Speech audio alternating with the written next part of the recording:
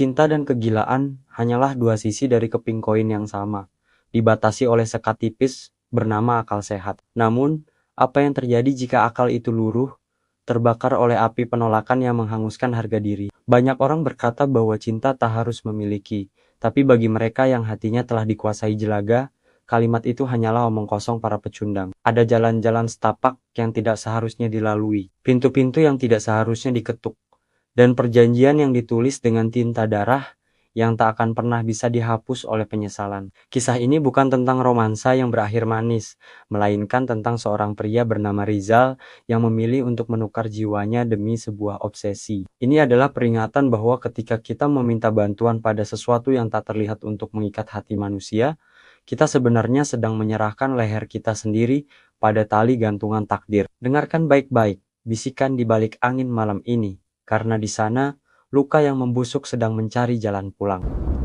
Garis akhir jam 3.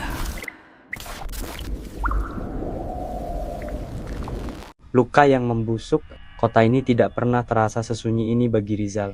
Suara bising kendaraan di luar jendela kamar kosnya terdengar seperti dengungan lalat yang mengganggu bangkai. Sudah 3 hari ia tidak keluar kamar, puntung rokok berserakan di lantai, dan aroma mie instan yang dingin bercampur dengan bau keringat yang apek. Di tangannya, ponsel itu masih menyala, menampilkan profil media sosial seorang wanita bernama Widya. Foto itu diambil 2 minggu lalu. Widya sedang tertawa, matanya berbinar, namun bukan karena Rizal. Di kolom komentar seorang pria menuliskan kalimat manis, dan Widya membalasnya dengan simbol hati. Bangsat, desis Rizal. Suaranya serak, tenggorokannya terasa seperti baru saja menelan duri. Pikiran Rizal melayang kembali ke sore itu di kafe. Ia telah menyiapkan segalanya. Sebuah kalung perak, pidato singkat yang ia latih di depan cermin selama berjam-jam, dan keyakinan bahwa 2 tahun pengabdiannya akan membuahkan hasil. Namun, Widya menolaknya dengan cara yang paling sopan, yang justru terasa paling menyakitkan. Zal, kamu orang baik, tapi aku tidak bisa memaksakan rasa yang tidak ada. Tolong jangan buat ini semakin sulit bagi kita berdua, baik? Rizal tertawa getir sendirian. Orang baik tidak dibuang seperti sampah setelah semua yang aku berikan. Rizal merasa dunia telah berkhianat. Baginya, Widya bukan sekadar wanita, melainkan sebuah obsesi yang harus ia taklukkan untuk membuktikan bahwa dirinya berharga. Penolakan itu bukan sekadar urusan hati. Itu adalah penghinaan besar bagi egonya yang rapuh. Ketukan di pintu kamarnya membuyarkan lamunan Rizal. Pintu itu berderi terbuka tanpa menunggu izin. Pak Damar, penghuni kamar paling pojok yang jarang bicara, berdiri di sana. Pria itu sudah tua, kulitnya coklat gelap seperti tembakau, dan matanya selalu tampak mengantuk namun tajam. Masih meratapi perempuan itu, Zal? Tanya Pak Damar. Ia masuk tanpa diundang dan duduk di kursi plastik yang reot. Ia menyulut sebatang kretek. Aroma cengkih yang tajam segera memenuhi ruangan. Namun ada aroma lain di baliknya, sesuatu yang amis dan tua. Rizal tidak menjawab. Ia hanya menatap langit-langit kamar yang berjamur. Cinta itu kalau cuma pakai hati, ya melelahkan. Dunia ini luas, tapi aturan yang tertulis di buku sekolah itu terbatas. Ada hukum lain yang bisa kamu pakai kalau kamu memang mau. Lanjut Pak Damar dengan nada datar. Rizal menoleh sedikit, maksud Bapak apa? Pak Damar tersenyum, memperlihatkan deretan gigi yang menghitam. Kamu sudah kasih dia segalanya, tapi dia kasih hatinya ke orang lain. Itu tidak adil kan? Di tempat asalku, di lereng gunung yang jarang tersentuh lampu listrik, ada cara untuk membalikan keadaan. Kamu bisa buat dia datang sendiri ke sini, merangkak di lantai ini, menangis memohon supaya kamu tidak meninggalkannya. Jantung Rizal berdegup kencang. Logikanya berteriak bahwa ini adalah kegilaan, tapi luka di hatinya jauh lebih berisik. Bagaimana caranya? Pak Damar mengeluarkan secarik kertas kusam dari saku celananya. Di sana tertulis sebuah alamat dan satu nama, Bagarong.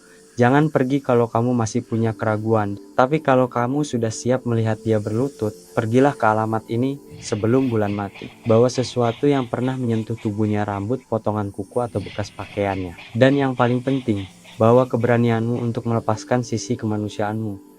Setelah Pak Damar pergi, asap rokoknya masih tertinggal, menggantung di udara seperti bayangan yang enggan pergi. Rizal menatap kertas itu. Di kepalanya, ia membayangkan Widya menangis di kakinya. Ia membayangkan pria yang bersama Widya itu menderita. Rizal bangkit dari tempat tidur. Keputusannya sudah bulat. Ia tidak butuh cinta yang tulus jika ia bisa memiliki ketaatan yang mutlak. Malam itu, Rizal mulai mengemasi tasnya. Ia tidak sadar bahwa saat ia melangkah keluar dari kamar kosnya menuju alamat tersebut, ia tidak hanya meninggalkan kota, tetapi juga meninggalkan jalan pulang menuju keselamatannya sendiri. Kegelapan baru saja dimulai, dan Rizal berjalan masuk ke dalamnya dengan tangan terbuka. Perjanjian di liang gelap. Perjalanan menuju desa itu terasa seperti menembus lapisan waktu. Semakin jauh bus tua yang ditumpangi Rizal merayap ke dataran tinggi, semakin jarang ia melihat tanda-tanda kehidupan modern. Aspal berganti tanah merah, dan gedung-gedung beton digantikan oleh hutan bambu yang rapat, yang daunnya saling bergesek menciptakan suara seperti bisikan ribuan lidah. Rizal turun di sebuah pertigaan yang hanya dijaga oleh sebuah pohon beringin besar berbalut kain poleng yang sudah kusam. Sesuai instruksi Pak Damar, ia harus berjalan kaki mengikuti jalan setapak yang menanjak hingga menemukan gubuk dengan atap ijuk yang menjorok ke arah jurang. Udara gunung yang dingin sama sekali tidak mendinginkan kepalanya. Di dalam tasnya, ia menyimpan sebuah kantong plastik kecil berisi helai rambut Widya yang ia ambil diam-diam dari sandaran kursi kantor wanita itu sebulan lalu. Setelah 2 jam mendaki, gubuk itu muncul. Baunya menyengat perpaduan antara kemenyan, daging busuk, dan tanah basah. Di depan pintu yang hanya tertutup tirai bambu, seorang pria tua duduk bersila. Itulah Mbah Garong. Kulitnya tampak seperti plastik yang dipanaskan, mengerut dan menempel ketat pada tulang. Yang paling mengerikan adalah matanya. Tidak ada bagian hitam, hanya selaput putih keruh yang seolah menatap langsung ke dalam jantung Rizal. "Duduk," perintah Mbah Garong. Suaranya bukan keluar dari tenggorokan, melainkan seperti suara gesekan kayu yang patah. Rizal duduk dengan lutut gemetar. Tanpa diminta, ia mengeluarkan kantong plastik berisi rambut Widya. "Aku ingin dia kembali padaku, Mbah. Aku ingin dia tidak bisa hidup tanpa aku," ucap Rizal dengan nada yang bergetar antara takut dan haus akan dendam. Mbah Garong terkekeh, suara tawa yang lebih mirip sedak napas. Ia mengambil sebuah nampan kuningan yang berisi kembang 7 rupa dan sebuah boneka kecil yang terbuat dari kain kafan bekas. "Cinta yang dipaksa itu bukan lagi cinta, Nak. Itu adalah belenggu. Kamu tidak sedang memenangkan hatinya. Kamu sedang mengirimkan penjaga untuk merantai jiwanya. Kamu siap dengan harganya? Apapun, Mbah. Aku akan bayar apapun." Mbah Garong mengeluarkan sebilah keris kecil yang berkarat. "Berikan tanganmu." Rizal mengulurkan tangan kanannya. Dengan cepat, Mbah Garong menyayat ibu jari Rizal. Darah segar menetes di atas rambut Widya dan boneka kafan tersebut. Seketika, suhu di dalam gubuk itu turun drastis hingga napas Rizal mengeluarkan uap. Kemenyan di atas nampan tiba-tiba menyala sendiri dengan api berwarna hijau kebiruan. Mbah Garong mulai merapal mantra dalam bahasa yang tidak pernah Rizal dengar, bahasa yang terdengar purba dan penuh kebencian. Saat mantra itu diucapkan, Rizal merasa ada sesuatu yang tak kasat mata keluar dari sudut-sudut gubuk yang gelap, merayap menuju boneka itu. Boneka kafan itu tampak bergerak sedikit, seolah-olah ada jantung yang mulai berdenyut di dalamnya. "Pulanglah," ucap Mbah Garong sambil membungkus boneka itu dengan kain hitam. "Tanam ini di bawah pohon di depan rumahnya atau di dekat tempatnya tidur. Setiap malam Jumat Kliwon, beri dia makan dengan sisa air cucian matamu. Tapi ingat satu hal." Mbah Garong mencengkeram pergelangan tangan Rizal dengan kekuatan yang luar biasa. Matanya yang putih menatap tajam. "Apa yang diikat oleh setan tidak bisa dilepas oleh doa manusia. Jika suatu saat kamu berubah pikiran, jangan mencariku. Karena pada saat itu, harganya bukan lagi uang, melainkan nyawa yang paling dekat dengan jantungmu." Rizal kembali ke kota dengan perasaan kemenangan yang aneh. Seminggu setelah ia menanam bungkusan itu di pot bunga depan rumah Widya, keajaiban yang gelap itu mulai terjadi. Widya menghubunginya. Suaranya di telepon terdengar parau dan bingung. "Zal, aku tidak tahu kenapa, tapi aku terus memimpikanmu. Aku merasa sangat kesepian. Bisa kamu datang ke sini?" Rizal tersenyum di depan cermin. Ia melihat bayangannya sendiri. Namun untuk sesaat, ia merasa bayangan itu memiliki seringai yang lebih lebar dari mulutnya yang asli. Dalam bulan-bulan berikutnya, Widya menjadi bayang-bayang Rizal. Wanita yang dulu ceria dan mandiri itu kini menjadi sosok yang rapuh, penakut, dan sangat bergantung pada Rizal. Widya akan menangis histeris jika Rizal tidak membalas pesannya dalam 5 menit. Ia mulai meninggalkan teman-temannya, pekerjaannya, dan keluarganya. Rizal merasa seperti raja.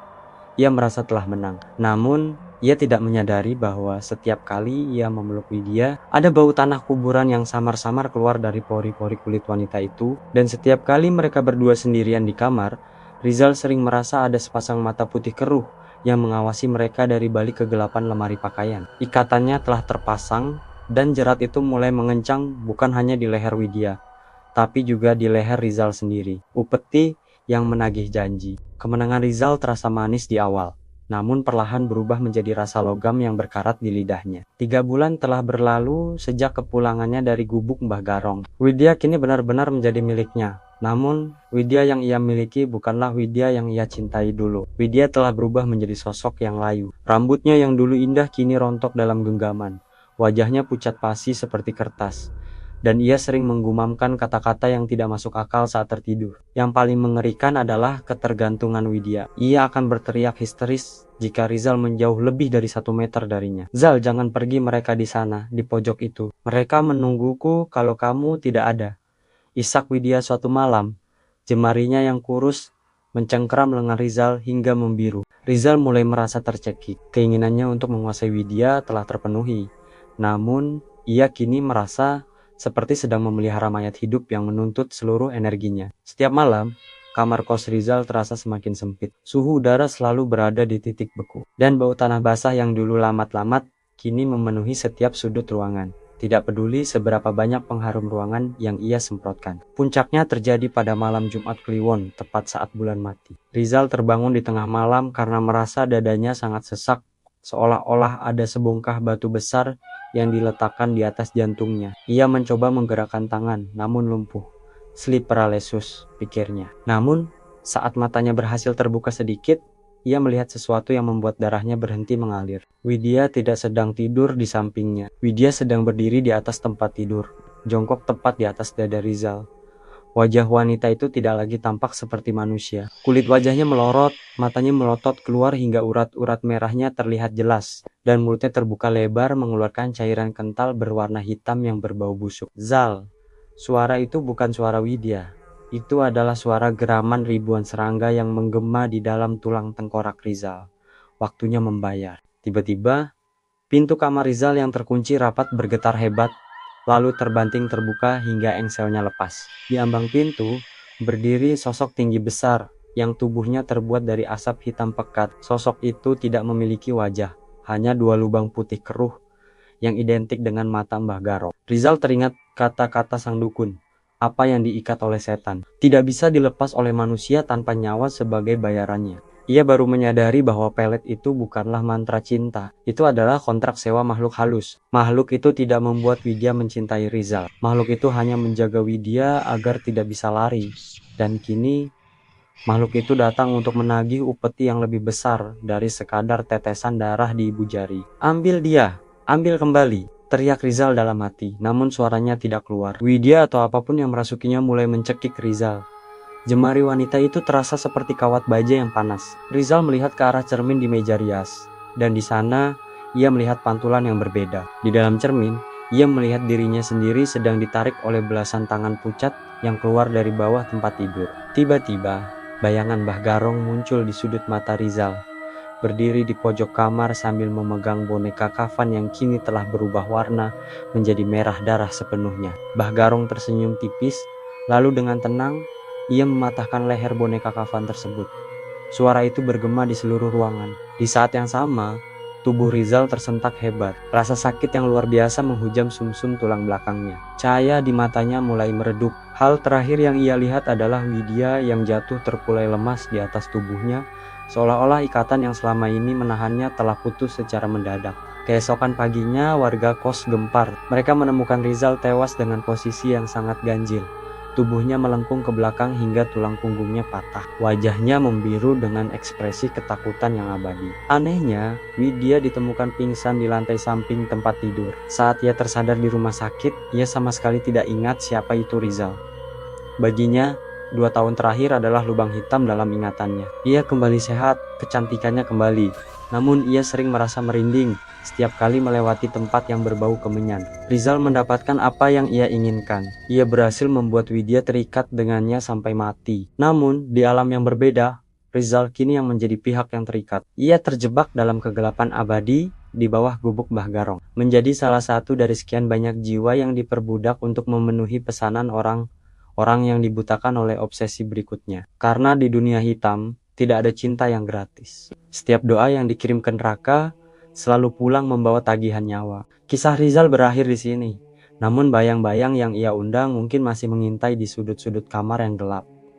Cerita ini menjadi cermin retak bagi kita semua, bahwa obsesi yang dipaksakan hanya akan melahirkan belenggu, dan jalan pintas menuju hati seseorang seringkali berujung pada jurang yang tak berdasar. Ingatlah, setiap kali kamu merasa diawasi saat sendirian, atau mencium aroma tanah basah tanpa alasan yang jelas, mungkin saja itu adalah sisa-sisa perjanjian yang belum tuntas. Jangan biarkan egomu mengetuk pintu yang tidak seharusnya dibuka. Apakah kamu haus akan kisah-kisah mencekam lainnya yang membuat bulu kuduk berdiri? Jangan biarkan dirimu tertinggal di kegelapan sendirian. Subscribe sekarang agar kamu selalu mendapatkan notifikasi setiap kali ada rahasia baru yang terungkap. Bagikan cerita ini kepada mereka yang berani menantang malam. Tuliskan komentarmu. Menurutmu, apakah Mbah Garong masih menunggu korban berikutnya di kaki Gunung Salak? Klik tombol subscribe dan nyalakan lonceng kematianmu. Maksud saya, lonceng notifikasimu. Sampai jumpa di kisah horor selanjutnya, jika kamu masih berani terbangun besok pagi.